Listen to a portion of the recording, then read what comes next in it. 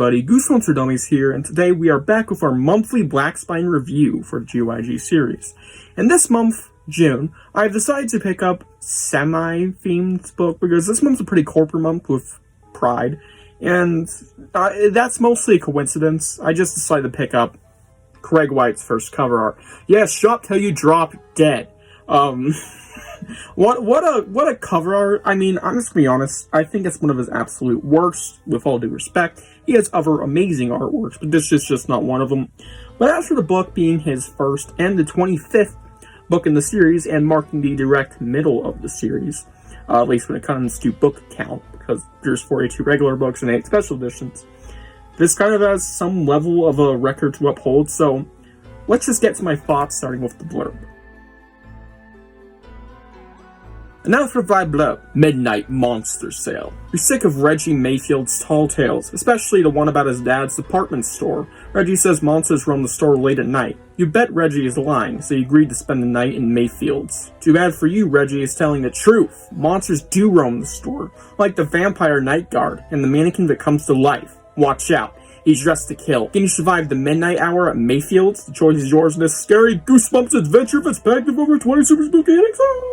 In my pants. Yeah, this one absolutely slaps. This is one of the better Black Spines and GYGs in the GYG series. This is one I definitely recommend checking out, especially if you're not ready yet and you just don't care about spoilers.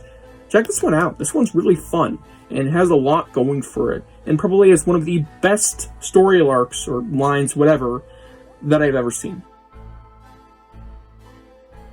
Sorry if I kind of gloss over things, but there's like 7 different upsides I want to bring up. Starting off with the setting. Pretty simple.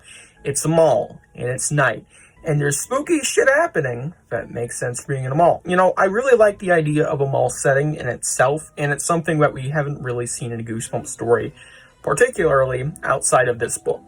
Unless I'm just stupid. I know there was a Bone Chillers book about them all, but really nothing Goosebumps besides this book. And it absolutely rules with that setting and utilizes it to the fullest extent, I feel.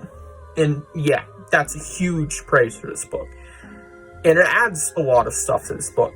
Like, nice rooftop scene involving the gargoyles. Man, that is such a cool scene because not only are gargoyles kind of rare in kids' horror, there are very few stories, even in Goosebumps, that involve gargoyles. You know, this is one of them. It's really cool, and I think that has one of the best endings, one of the best good endings, I mean, that just absolutely rules, and it's a nice segment, and has some tense stuff. My favorite arc is obviously the scavenger hunt arc, and that arc is one of the best I have ever seen in any GYG, seriously. This arc, let's just say, you get a lot of freedom of choice, and I think that really helps it, because you can do 6 paths, not even kidding, in any order.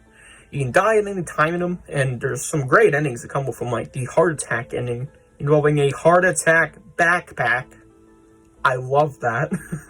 And there's some other great, scary things that come out of those 6, floors that you need to go, like the cardboard cutouts, which was probably my least favorite floor, but the most interesting, like, mechanically. So it's just so weird. Killer cardboard cutouts, basically. I believe there's mannequins, unless that was a different arc. And there's also killer perfume. It's so weird, and I absolutely love it. It's just a great arc build-up. But it is building up to something, and that is the final boss. Yeah, it's one of those arcs. It plays out like a special edition, almost. This might have been like the testing grounds for a special edition, really know. Or maybe it's just one of those rare JRPGs where it plays out like one like your plant food. But yeah, the final boss, whilst it could have been better, I have a lot to say about it. There's some great endings. There's a huge reveal involving Reggie, if you go the right set of path. And that's really cool, where Reggie turns out to be a monster who stays overnight at the mall. Their dad can't cure him, kind of Jekyll Hyde idea. And there's some endings that come with that, some really good endings, might I say. And yeah, it's just a blast of a segment. Even the final boss could have been better, in my opinion.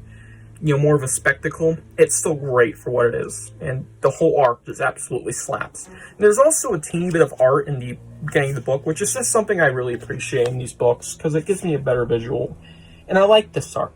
I wish we got credit for them, unless we did and I don't know, or if it's on the wiki. And yeah, this book's just really fun, and that's the whole thing itself. It has a lot of entertainment value, and that's something I take seriously.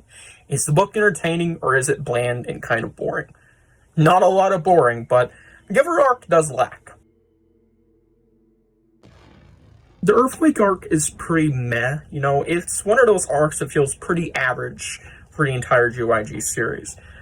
It does nothing inherently awful, but it's overall kind of bland. None of it really spoke to me, none of the endings really stuck out to me, but there's some that are good. I believe there's a plummeting to your death ending, which is like, that one's pretty dark. There's, nothing inherently, amazing. And yeah, it just speaks really average to me. Even though there's some bits that I really like the courtroom segment. That was fun with mannequins. There's also bits like the mad scientist bit with the robot animals, hybrids, cyborgs, whatever. Yeah, that was not it. And it was well known a trope to have another scientist and another GYG. They're everywhere. And I get really tired of it, especially if they're really boring. And it was boring. So yeah, it was a bit of a blander segment. And that's it. Let's move on to my rating. Overall, I give this book a 9 out of 10. This is one I genuinely recommend checking out. Genuinely. And yeah, it's just one of those GYGs that absolutely slaps, but it has one arc kind of holding it back. Like Zapped in Space, only one arc was terrible and one other arc was great, you know? Yeah, this book utterly slaps, but not a 10 out of 10, sadly. I love the rape ending, though. I am not even kidding. Hope you guys enjoyed this video, and a happy Pride Month, and happy almost Goose Month. We'll see you there tomorrow, July 1st, with the trailer, I guess. I don't know what it is quite. But either way, hope you guys enjoyed this video. Tell me your thoughts on this book down below, and I'll see you guys in the next one. Bye.